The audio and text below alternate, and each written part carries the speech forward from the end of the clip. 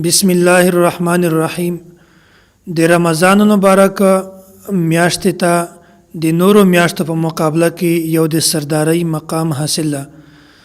الله تعالی خپل مخلوقاتو کې ډېر شیانو ته یو عظمت او فضیلت ورکړی ده. مثلا په ټولو نبیانو کې سرور کائنات حضور پاک صلی الله علیه وسلم ته په ټولو انبیاء کرام علیهم الصلاۃ والسلام باندې یو فضیلت ورکړی ده او داسې په ټولو فرشتو کې حضرت جبرائیل امین علیه الصلاۃ والسلام ته یو فوقیت ورکړی ده او په دې امت ته الله جل جلاله په ټولو امتو باندې یو فضیلت او فوقیت ورکړی ده.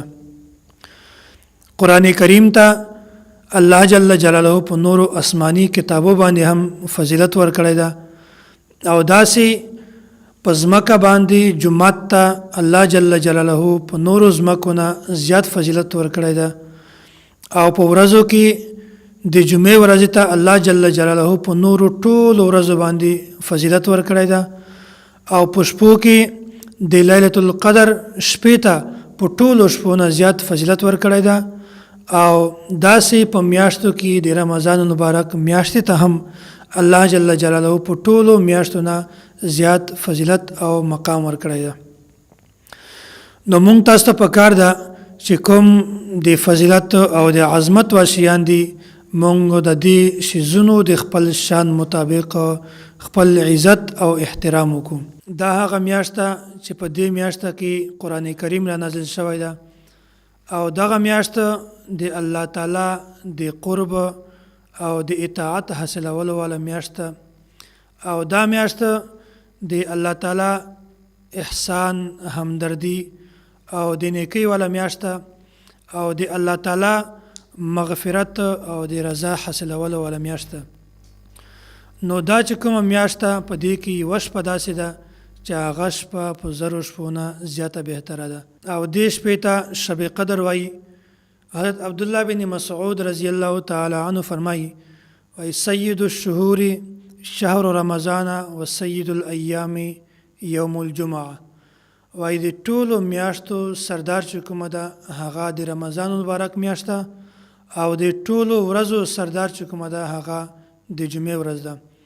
او داسې حضرت ابو سعید خدری رضی الله تعالی عنه نه هم دا یو روایت ده وای سید الشهور شهر رمضان. د ټولو میاشتو چې کوم د سرداری لایقه میاشت هغه د رمضان مبارک میاشت ده. او داسې حضرت انس رضی الله تعالی عنه د نبی علیه الصلاۃ والسلام دا روایت نقل کوي دخل رمضان فقال رسول الله صلی الله علیه وسلم. وای د میاشت په داخلولو باندې نبی علیه الصلاۃ والسلام وفرمایل ان هذا الشهر قد دخل. وای دا میاشت د مونږ تاسو باندې راغله وهو شهر الله المبارک او دا ډیره مبارکه میاشت فيه لیلة او په دې کې یو داسې یو شپه ده من حرمها فقد حرم الخير. څوک چې د دې شپې نه محروم سو نو هغه د خیر نه محروم شو. او بیا فرمایي ولا يحرم خيرها الا كل محروم. او د دې خیر نه هغه سړی محرومیږي چې هغه سراسر بالکلیه دغه محروم وي.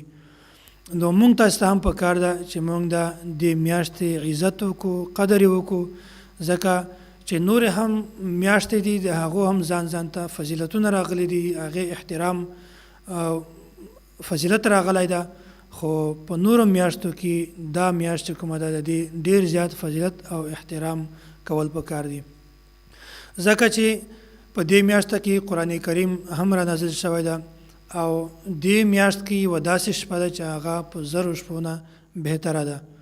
نو الله پاک دې مونږ تاسې ته د داسې شپو او د داسې میاشتو قدر کولو توفیق را نصیب کړي.